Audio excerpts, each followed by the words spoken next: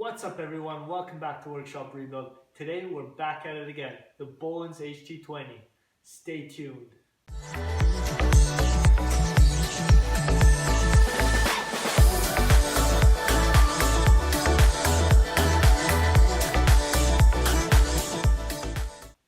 Okay, so back on the tractor. What I want to do next, the drive shaft is hooked up to the engine here and hooked up to the pump. So now looking at it from up above, I'm not sure if you guys can see it, but the engine is slightly this way to the drive shaft, but you want that in one line here to the pump. So as this rotates, or the engine powers the drive shaft to the pump, what you want to have is on these U-joints, you don't want to have too much force this way. The more you have the more it's not in line, and your U-joint will be out a little bit here and here, you can have some serious issues. Your tractor can vibrate a lot. You can bust bearings on either U-joint and just have some other failures. So what we want to do is make this as true as possible to the drive shaft in line with the pump, so we don't have any damage in this area. Okay, so updates on the alignment. What I did is I took that bolt out right there. That's mounted from underneath right here. And I took this punch right here, I fed it through right there, and what I did, I applied pressure with that. So now I have one point, and it does have a little play, so left and right. And what that allowed me to do is move the engine forward and backward this way to align the front. It's not easy to see, but the front is aligned, as well as the back here. And now what I'm going to do is I'm going to be tightening 3 bolts, 1, 2, and 3, and then as I get to this one, I'm going to just double check everything if it's still aligned, and then I can go ahead and tighten the 4th one, and then I can be sure everything is tight and aligned. That's really important, because as you tighten each bolt, there is a little bit room play, so it's back and forth and also left and right of your machine, and as you tighten it, it could move over just a shade, and that can cause issues here to the drive shaft. So let's do that.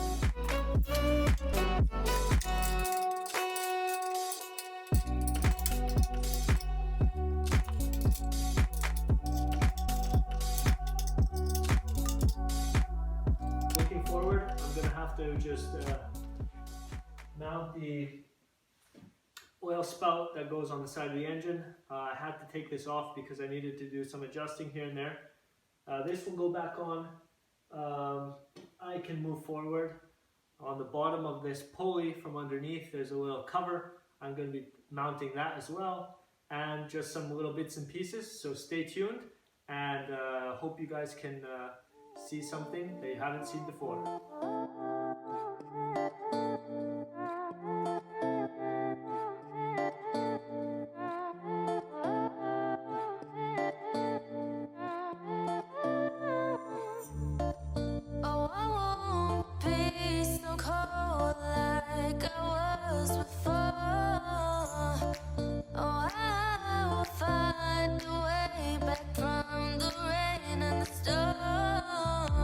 And I will form a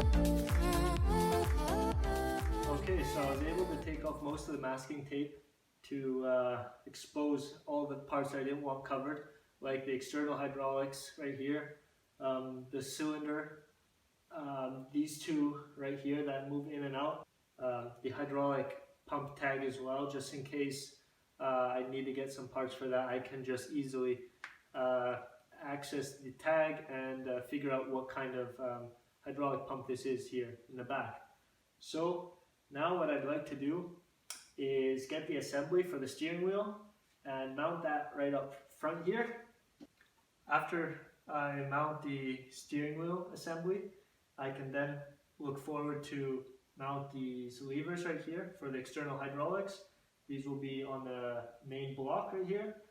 I will be able to mount the linkage for the engagement for the PTO, and I can also start possibly with the wiring, and from there on I want to make sure that everything in the back is assembled. Then I can already maybe think of putting the fenders on. So let's get at it.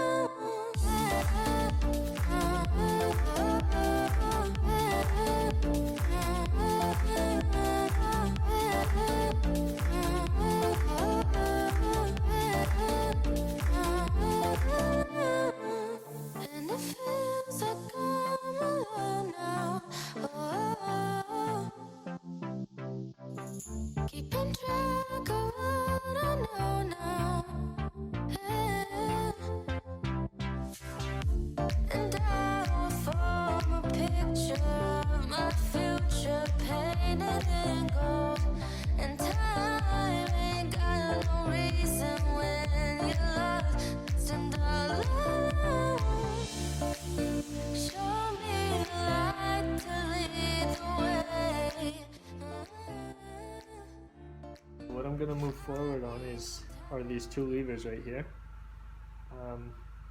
They stick out the front of the panel and they are activating the block right here. So I'm going to get all my parts ready here. These are the two chain links that I did mention in a previous video, and I'm going to put these in now.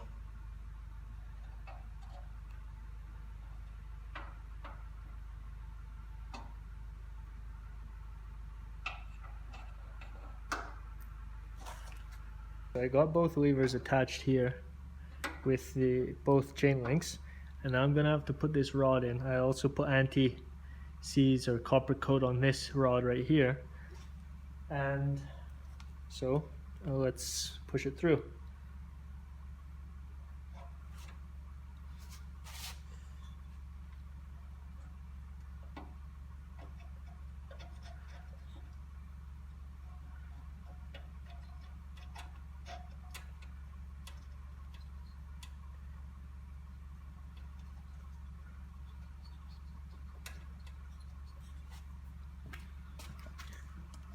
Okay, so this is how it looks like. Both levers right here are hooked up to that one rod, and now all I have to do is put in that cotter pin right there, and then the front is perfectly assembled.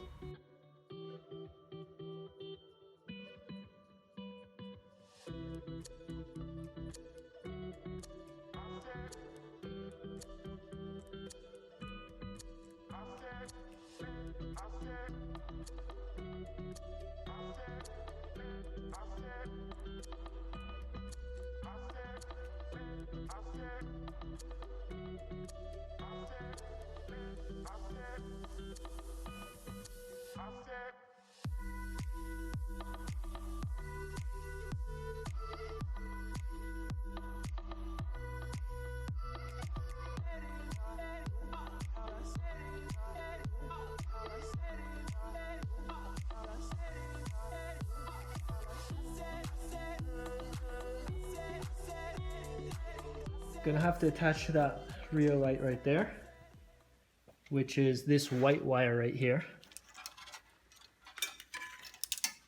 And what I want to do is right here in this area, the mechanism for the brake is in this area right here. So where this wire comes down, I have a zip tie right here ready. I'm not going to tie it tight because I want to make sure that this white wire doesn't interfere with any mechanism, so over time it doesn't strip the wire, and that I still have enough length to come back and tie into the light, which will be here somewhere.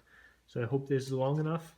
If not, I'll make a little extension, but no big deal. So without further ado, let's move on to that light. Now I'll show you a little trick or tip for these zip ties. So you're gonna take your side cutters, and what you're gonna wanna do is cut off as close as possible.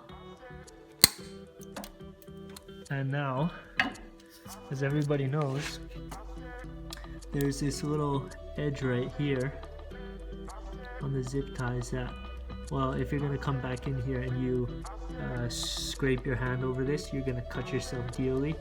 So take a razor blade, put it flush with that face, and just go by and cut it off like that.